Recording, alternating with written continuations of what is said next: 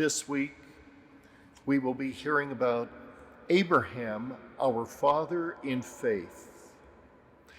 In fact, on Saturday for the Litany of the Saints, during the ordination Mass, Abraham's name was invoked.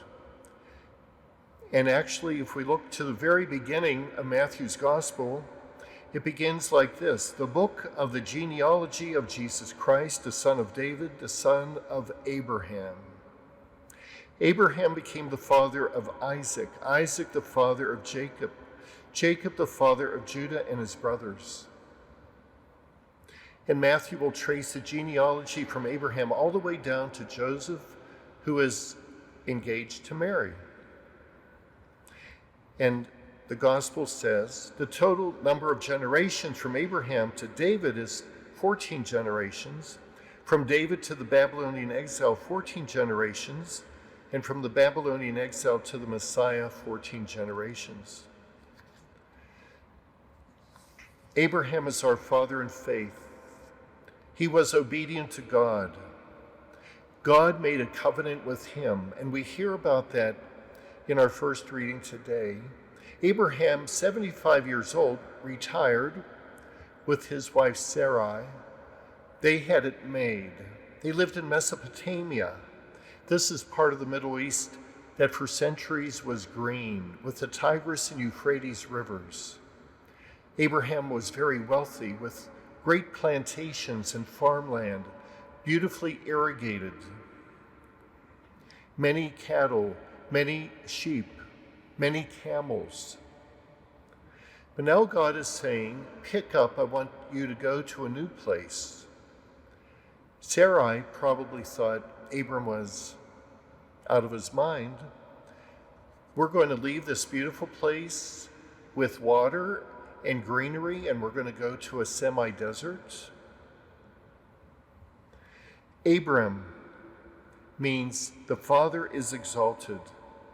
And God says to him that I will make your name great and you will be a blessing. So the way he trusts God, God is asking him to do something that doesn't make any sense, but he will do it. A few chapters later in Genesis, God says to Abram, look up and count the stars. Can you count them? So shall your descendants be.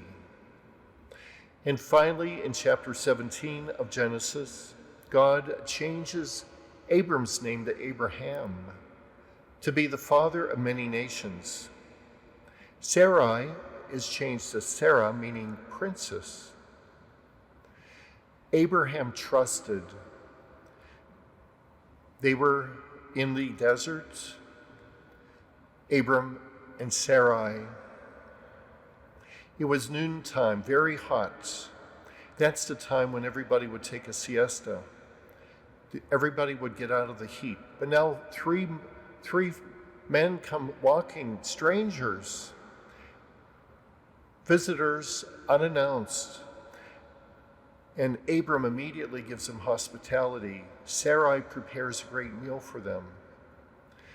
And these three visitors will tell Abram that a year later he will be the father of a son.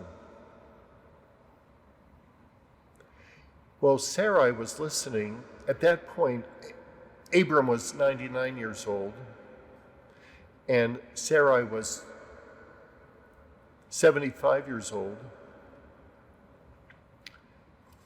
And Sarai laughed.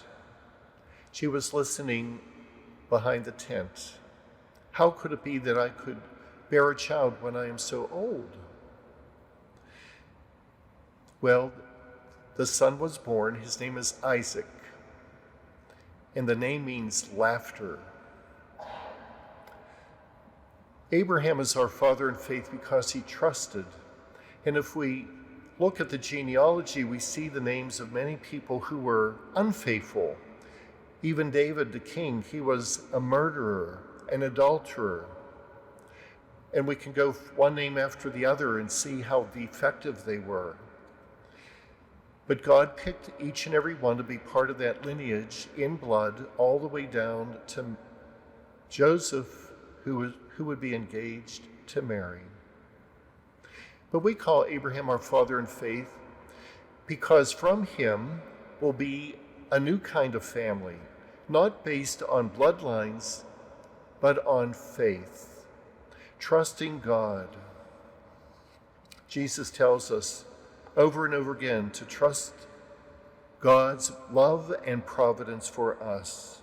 God has a plan for us. And sometimes it doesn't seem right, it doesn't make sense. And just as Abraham was faithful, Jesus is faithful and obedient to his heavenly Father, so that he will even give his life in sacrifice for the salvation of the world. The gospel tells us Jesus in the Garden of Gethsemane was praying, "Father, if it be your will, let this chalice pass from me." Jesus was praying. He knew that he would soon be arrested. He would be undergoing terrible pain and suffering. So his human nature was saying, maybe there's a different way to make the work of salvation a reality. But then Jesus says, "Not my will, but your will." So here we are listening to the stories of Abram, whose name will be changed to Abraham at the end of the week, because of his faith. So we are called to be faithful people, and sometimes God is asking us to do something that seems impossible. But we know that when God is asking us, nothing is impossible. We trust, we have faith, and God will give us all the gifts we need to bring that to completion.